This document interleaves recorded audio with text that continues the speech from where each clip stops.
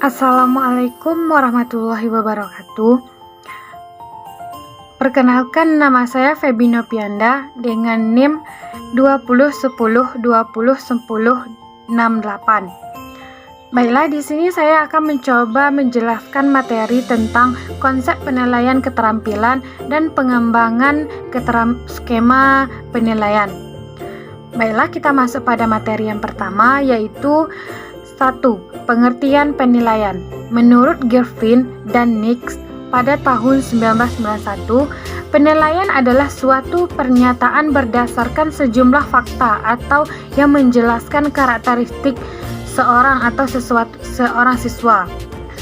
Sementara itu, menurut Poham pada tahun 1995, memberikan definisi penilaian merupakan sebagai suatu upaya formal untuk menetapkan status siswa yang berkaitan dengan sejumlah variabel atau minat dalam pendidikan. Pemerintah Dinas nomor 27 tahun 2007 dan nomor 66 tahun 2013 tentang standar penilaian. Pendidikan diutamakan pengertian penilaian adalah proses pengumpulan atau pengolahan informasi untuk menentukan pencapaian hasil belajar peserta didik dan dilakukan secara sistematis dan berkesinambungan sehingga menjadi informasi yang bermakna. Materi yang kedua, sasaran penilaian. Sasaran penilaian atau hasil belajar siswa adalah penguasaan kompetensi. Dalam hasil ini, berkompetensi diartikan sebagai berikut. 1. Seperangkat tindakan cerdas penuh tanggung jawab yang dimiliki oleh seorang sebagai syarat untuk dianggap mampu oleh masyarakat dalam melaksanakan tugas-tugas bidang pekerjaan tertentu. 2. Kemampuan yang dapat dilakukan oleh peserta didik yang mencangkup keterampilan dan perilaku. 3. Integrasi domain kognitif atau afektif dan psikomotorik yang direfleksikan dalam perilaku. Materi yang ketiga adalah tujuan penilaian. 1.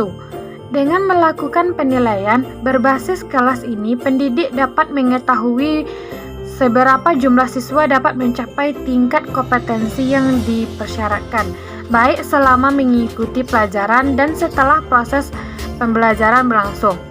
2. Saat melakukan penilaian ini Anda sebagai pendidik juga akan bisa langsung memberikan upaya balik pada peserta didik sehingga tidak perlu lagi menunda atau menunggu ulangan semester untuk bila mengetahui kekuatan dan kelemahan dalam proses pencapaian kompetensi. Yang ketiga, dalam proses penilaian berbasis kelas ini Anda juga bisa terus-menerus dapat melakukan pemantauan atau kemajuan belajar yang dicapai setiap peserta didik. Sekaligus, Anda dapat menganalisis keseluruhan belajar dalam menganalisis peserta didik, sehingga secara tepat dan cepat menentukan siswa mana yang perlu pengayaan dan siswa mana yang perlu pembelajaran remedi untuk mencapai kompetensi yang dipersyaratkan. Yang keempat, berkesinambungan. Penilaian dilakukan secara terencana terhadap dan terus-menerus untuk memperoleh gambaran atau pencapaian kompetensi peserta didik dalam kurun waktu tertentu. Objektif adalah penilaian yang harus dilakukan secara objektif.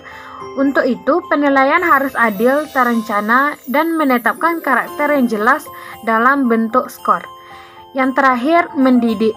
Proses dan hasil penilaian dapat dijadikan dasar untuk memotivasi memperbaiki proses pembelajaran bagi guru, mengingatkan kualitas belajar, dan membina peserta didik agar tumbuh dan berkembang secara optimal.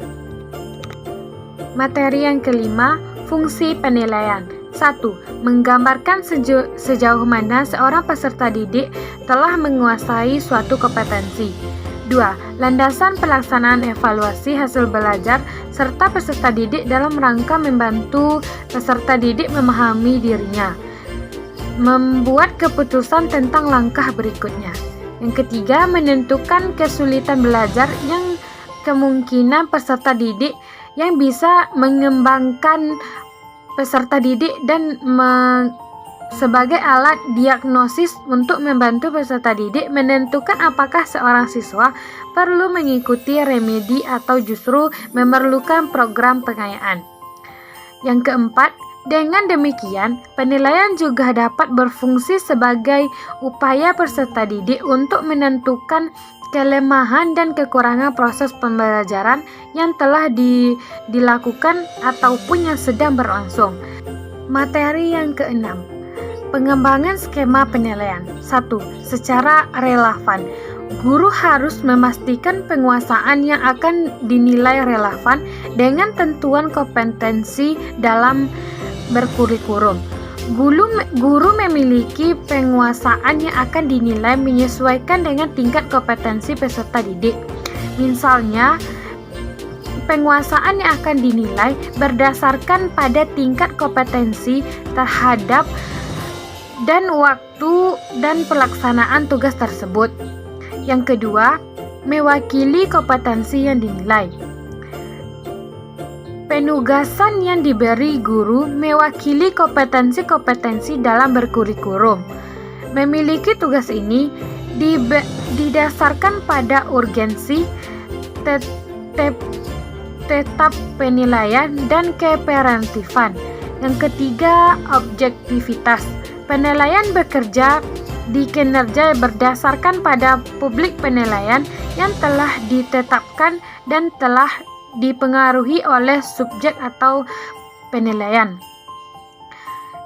Sekian penjelasan dari saya. Apabila terdapat kesalahan, saya mohon maaf. Saya akhiri dengan wabillahi taufiq wal hidayah. Wassalamualaikum warahmatullahi wabarakatuh.